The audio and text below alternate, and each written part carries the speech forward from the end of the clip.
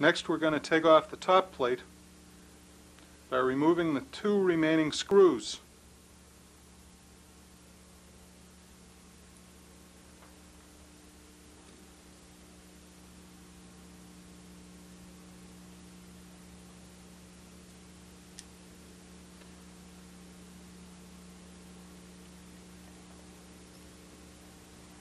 And the top plate comes off just like the front plate did by pulling it off. This plate is attached with a wire that runs right here. This is your flash sync wire. If you need to remove this whole top plate, there's a small nut right here at the end of this wire that can be taken off, and you can take the top plate completely off. I've never had to on any camera I've ever worked on. The top of the camera is fairly bulletproof. There's very little that goes wrong. This is the only place on the camera where you might want to consider using some lubricants. There are a lot of gears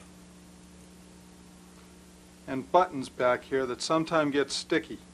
The moving parts on the top plate of the Realist are the 2 buttons in the back, the film counter,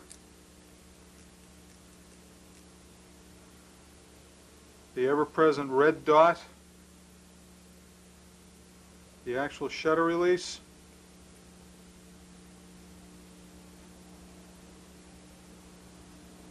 and the advance mechanism. All of this should be moving fairly freely. You can use a very fine watch oil on some of these moving parts. Most of my Realists don't have any lubrication at all in them.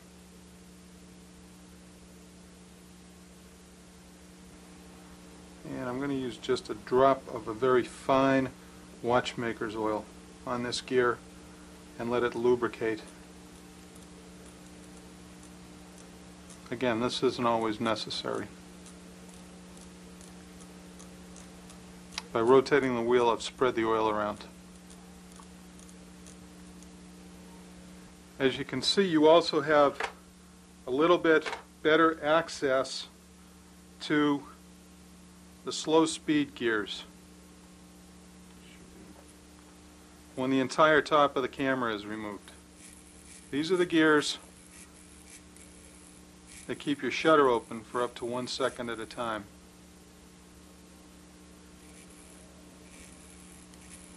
Again, they can be cleaned with compressed air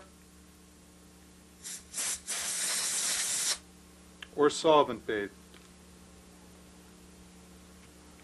When reattaching the top, you want to take care that this wire doesn't get caught underneath the red button lever. I like to put the red button lever forward and the top closes very easily. If you're going to be working on the rest of the camera, you might want to reattach by replacing these 2 back screws.